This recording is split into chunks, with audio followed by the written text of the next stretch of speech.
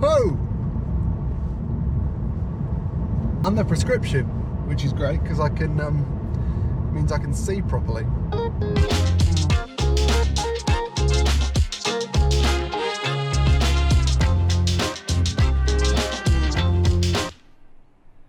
Welcome folks to Lady Barrett Reservoir here in the middle-ish bit of England in the Peak District. Isn't it lovely? Much nicer today than when I was here last. It was blowing sideways and raining, so that was fun. Not today though. Lovely stuff. Although if I was being as British as I could possibly be, and therefore looking for the negatives, I'd say that it's not the best day for photos because there's not a cloud in the sky. I was going by the book. When have we ever gone by the book though? Actually, speaking of by the book, and I'm going to walk around a bit if you don't mind because I'm absolutely freezing. Speaking of by the book, I've been meaning for a while to talk about the concepts of improving your photography, photography tips and beginner mistakes. Now those three things I reckon make up a good proportion of the photography related content on YouTube. And that's certainly the case on my channel. Lots of the stuff I make is about improving your photos and the other two that I mentioned. Because in part, I want this channel to be about education and people improving their photos. The problem with that is though, that if you got like a room full of photographers together, nobody would agree on what makes a good photo, I don't think. Like, it's not a universally recognised thing what a good photo is. There's no standard definition. And the problem with that is that when you've got no standard definition, you're talking about improving your photos, how are you supposed to improve your photos when people can't agree on what makes a good photo? Bit of a conundrum really. And I'm worried that I'm part of a growing problem which is responsible for discouraging people from trying new stuff by giving tips and talking about improving your photography and not making beginner mistakes, when actually the emphasis should be on trying stuff. I don't know if I'm making any sense. So when people like me talk about improving your photos, what we're actually talking about, I think, is making your photos more like other photos that have been well received, which is pointless really, because you may well come up with other photos using other techniques which are better received than the ones that we're talking about, which have been well received. So it's all a bit stupid. And I mean, yeah, there are certain beginner mistakes, like if you do things which lead to you not focusing properly, if you don't charge your batteries, stuff like that stuff can be improved. But if you don't obey the rule of thirds and you have a reason for not doing that, then that's definitely not a mistake. Like, if you can back up the reasons that you've done things, you've not made a mistake, you've just expressed your artistic license, as far as I'm concerned. And just because it's not the way other people do things, it doesn't make you wrong. Because in photography and art in general, there's no such thing as right. So in summary, when people like me are talking about tips, photography tips or beginner mistakes or improving your photos, take those things with a pinch of salt, because ultimately they're just an opinion. It's just somebody else with a camera who has their own opinions, their own strengths, their own weaknesses, talking to you about what they think. And it doesn't mean that lots of other people think it. And even if lots of other people do think it, it doesn't make them right either. And to summarise further, I guess what I'm saying is that even though I rely on you listening to me and watching these videos for my living, don't listen to me.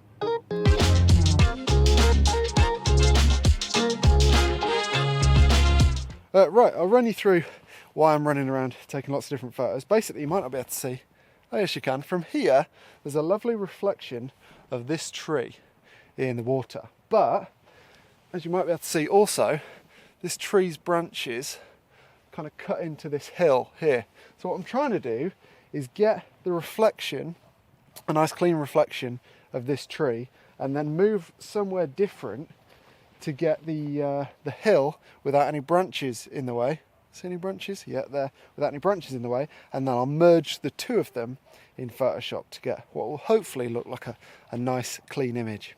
Everyone bangs on about Lightroom and it's brilliant, but there are still some things that you just can't do without Photoshop. And I do love Photoshop. Time for some lunch though, I think. It is only about 11 AM, but I can't feel my toes. So I'm going to bring everything forward a bit to hopefully get home in time to save them. Here's a question. Do any of you have the same thing for lunch every day? Like exactly the same thing? I do. I always have pittas with ham or pastrami or something, and then some sort of cheese. Like at the moment, we've got some amazing mustard cheese left from the wedding, so that's a result. When that goes, it'll be devastating. But I always have the same thing, and Emily thinks it's weird. She thinks it's really odd. She wants like different stuff every day for lunch. And I get that for dinner, but no, I want the same lunch. So I'm intrigued as to whether you're the same, and hopefully you are. And I can tell Emily how odd she is. I'll tell you what, I don't care what the Black Friday deals are. You can't beat the relative warmth of a car, coffee, and mustardy cheese. What a combination. Right, quick wardrobe change, and I'm back out at it for, well, about 2 hours, to be honest, before the sun goes down. But speaking of Black Friday, as I was in the car, I'm not a fan of it, but I'm also part of that problem. The other day I sent out a newsletter talking about a quick flash sale for prints and my book as well.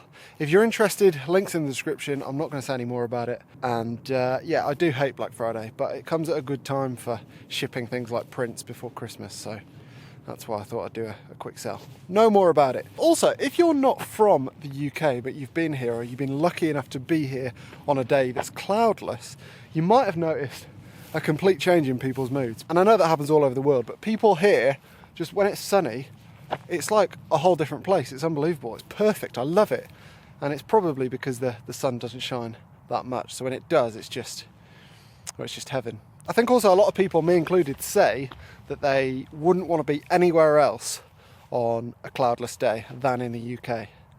And I imagine some people think that's a bit mad. You'd probably think, well, why wouldn't you want to be in like Barbados or something? Which is a fair point, but no, I'd rather be here. I love it here, particularly when there aren't any clouds. Just got to get out of the forest to appreciate that now. Nearly there. I can see sunlight. Come on. Beautiful. Although the very top of the hill is obviously the worst time to remember that you left those second pair of sunglasses in the car, isn't it? So we're now on a bridle way. I can't remember the name of the bridle way, but we're on a bridle way up above Lady Bower, and I've never been down here before.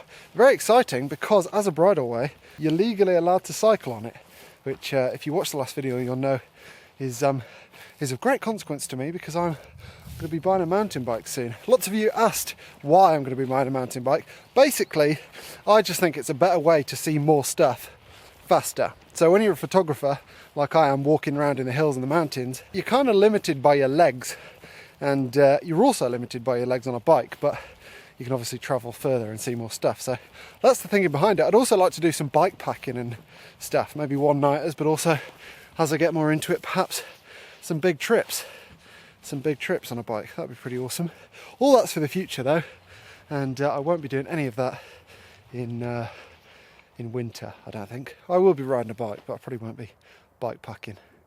Not as hardcore as most, me, as you'll know if you've followed this channel for a while. I'm pleased I checked the map before I came today, because the original plan was that I was going to walk basically a mountain bike route and see what it was like and what conditions it'd be good for photos. I'm pleased I didn't do that, because before I left I checked and it was 25 miles. Makes sense. I mean, as I was saying before, one of the reasons to get a bike is that you can go much further, but didn't cross my mind, first of all. Pleased I checked. How British a scene is that? One final thought before I start to drive you all mad with this topic, and I promise it is a final thought. It's kind of like a paradox, isn't it? Basically what I'm saying is that if you pay attention to everyone's tips, then you will end up improving your photos to other people's standards. But in doing that, your photos will look the same as everyone else who's trying that, and therefore your photos will become a bit more boring. So do pay attention to other people's tips, but also pay attention to your own preferences and what you like to look at, because ultimately that's what's going to make your stuff unique and therefore better, at least in my opinion. I like unique stuff, and I think most people do. So yeah, sort of like a paradox. I like that. Guess what I just remembered? 2 days ago I bought a GoPro. As you might have noticed, that's what I was filming on in the car this morning. Completely forgot that I had it up until about 20 seconds ago, and I'm going to put it on via my chest strap because it looks cool. Oh my god, how do people do this? As you might have seen, there's a bit of a trend at the moment. I say trend, it might not be a new thing, but I've only just noticed it, of street photographers particularly using a chest mount with a GoPro to go around and show like a point of view of what they're shooting. And I thought I could get a GoPro and do a similar thing, so I thought I could test that out today. It's a shame that I can't really see anything to take a photo of though at the minute, so hopefully that'll change by the time I get back to the car. I might also try and do a video of street photography doing this. I was thinking the other week that I haven't done any street photography for a while and I miss it. So I could bring you along. You do look a bit of an idiot, that's the only thing. Right, I'm ready. Although I can't decide whether or not I look like I'm about to go on a big expedition or whether I just look like I've robbed a branch of Jessop's.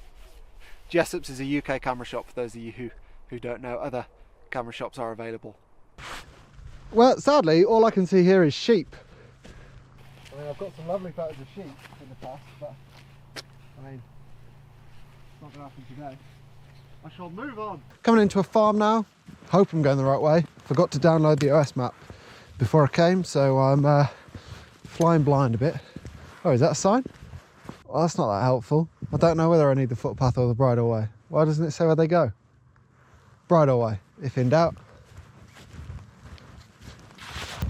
Ooh, what's that? What's coming? Camera ready, quick! Ugh.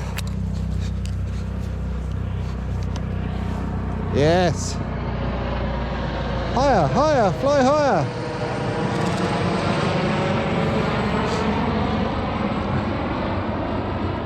I think it was just about over the hill, so it didn't blend into the look.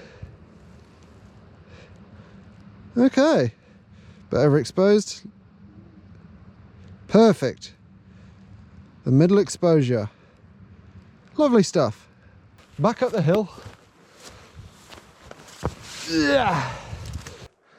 Well, pretty much back at the car park now. Be nice if that reflection went all the way across. I'm obsessed with reflections at the moment. No idea why. Pretty much every photo I've taken over the past couple of months, stretching all the way back to my Italy and Slovenia trip, has included a reflection. Just in the habit, I think. That doesn't work. Car park. Ah, yes. Well, I'd probably give my GoPro work, I don't know, a C-. It would have definitely been an F if it wasn't for that helicopter. That really saved the day, to be honest. But there's lots more to come. I can learn how to use the GoPro properly. Probably next week, actually, I'll go to Manchester and spend a night in Manchester and do some street photography there with the GoPro. That'd be good in preparation for some big mountain days where I can do my usual photography and show you a point of view of that. I don't know what I'd give the Paradox chat, to be honest, as far as a grade goes. Probably not very good. But if you've watched till now, I truly appreciate it. Thank you very much. And I'll see you next time when I'll be talking about something else, hopefully a little bit more clearly. See you then.